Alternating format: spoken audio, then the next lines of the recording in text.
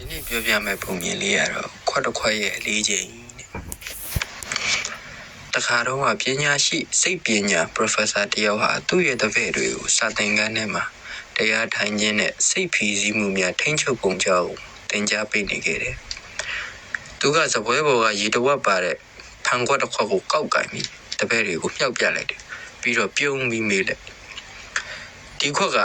ဘယ်လောက်လေးမယ်ထင်တယ်။တပည့်တွေကလည်းတရုတ်တစ်ပေါက်နဲ့အော်ဖြေကြတာပေါ့။5ချက်သားလောက်ပါဆရာ10ချက်သားလောက်ရှိမယ်ဆရာစသဖြင့်ပေါ့။အခါ Professor ကကောင်းခါပြီးပြန်ပြောပါတယ်ဒီခွက်ရဲ့တကယ်အလေးချိန်ကအရေးမကြီးပါဘူးအရေးကြီးတာကမင်းတို့ဒီခွက်ကိုဘယ်လောက်ကြာကြာကင်ထားမလဲဆိုတာပဲငါသာဒီခွက်ကို10မိနစ်လောက်ပဲကင်ထားရင်ဘာမှဖြစ်မှာမဟုတ်ဘူးအစ်စေပဲငါသာဒီခွက်ကို1နာရီလောက်စက်ကင်ထားရင်ငါလက်မောင်းကြီးနာကျင်ကြိုက်ခဲလာလိမ့်မယ်ငါသာဒီခွက်ကိုတရက်အပြည့်မချတဲ့ကင်ထားမယ်ဆိုရင်တော့ငါလက်ကြီးထုံကျင်ပြီးလှုပ်ရှားလို့မရတော့ပဲဆေးရုံတင်လိုက်ရတဲ့အထိဖြစ်သွားလိမ့်မယ်ခွက်ထဲကရေပမာဏကအတူတူပဲဒါပေမဲ့ငါကအကြာကြီးကင်ထားလေဒီခွက်ကငါအတွက်ပိုပြီးလေးလံလာလေပဲတပည့်တွေအားလုံးငြိမ်ပြီးနားထောင်နေကြပါတယ် Professor ဆက်ပြီးတော့ဘဝရဲ့စိတ်ဖိစီးမှုတွေတောကတွေခံပြင်းချက်တွေဆိုရလဲဒီခွက်လိုပါပဲ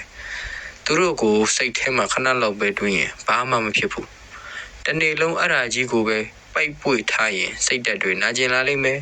အဲ့ဒါကြီးကိုပဲရပ်ပေါင်းများစွာမချတန်းဆက်ကင်ထားရင်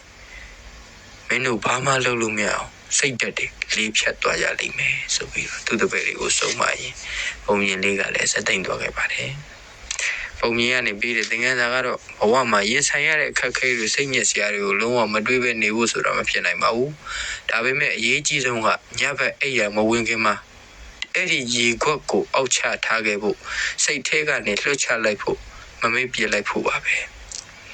အဲ့ဒါမှနောက်တနေ့မနက်မှာပေါ်ပါလန်းဆန်းတဲ့စိတ်နဲ့ဘဝကိုဆက်ပြီးရှောင်လန်းနိုင်မှာဖြစ်ပါတယ်ဒီပုံမြင်လေးကိုနားထောင်ပြီးပစ္စည်းတွေတည်ချာအိပ်ပျော်အိပ်ပါအပွား Good night